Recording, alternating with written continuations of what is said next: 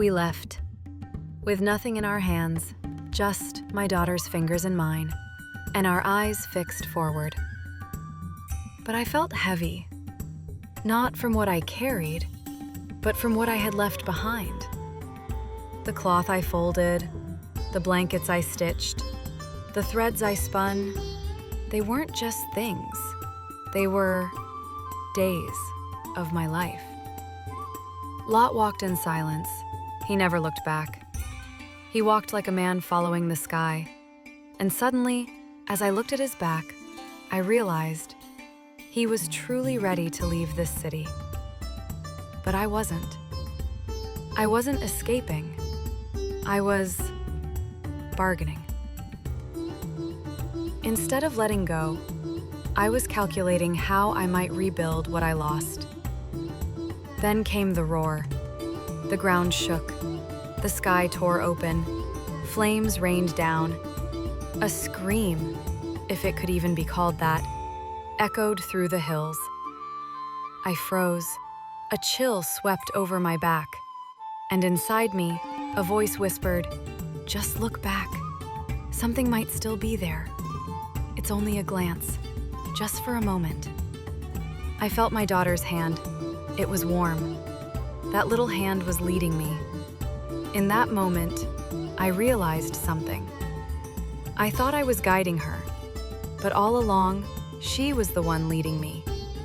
She believed more than I did. She walked faster. She trusted God more deeply. And yet, I let go of her hand. Just a moment, only for a moment. What if something survived? What if the things I left behind weren't destroyed? What if I could still go back? I turned my head. In that instant, my legs stiffened. My breath stopped. A cold grip wrapped around me.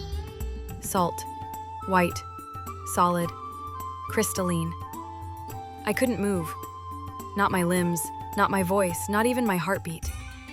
Yes, only one thing remained. Thought. And it kept going. I remembered that morning, the salt in my father's jar, tasteless, useless.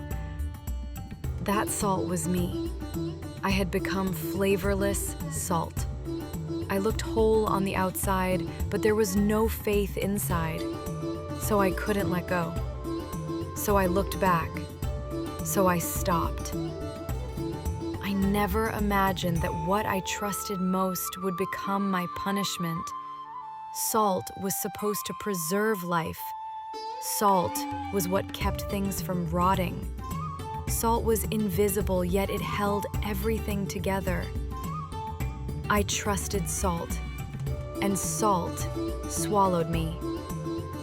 God used the very thing I clung to as the very thing to hold me still. Far away, I heard footsteps, my daughter's voices calling for me like the wind. But I could not answer. I couldn't call out. I couldn't move. I couldn't reach for their hands again. As their figures faded into the horizon, I hardened. I vanished. Only my outline remained. My name was never recorded. People only call me Lot's wife. But I was once alive, deeply, desperately, hungrily alive. I didn't believe. That was my sin. I trusted only what I could touch. In the end, I worshiped the world I built and became its prisoner. To you who listens now, I have something to say.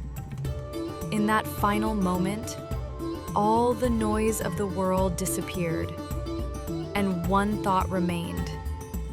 Why couldn't I wait just a little longer? Why did I look back? Now I am salt. I do not preserve, I do not heal. I have no flavor.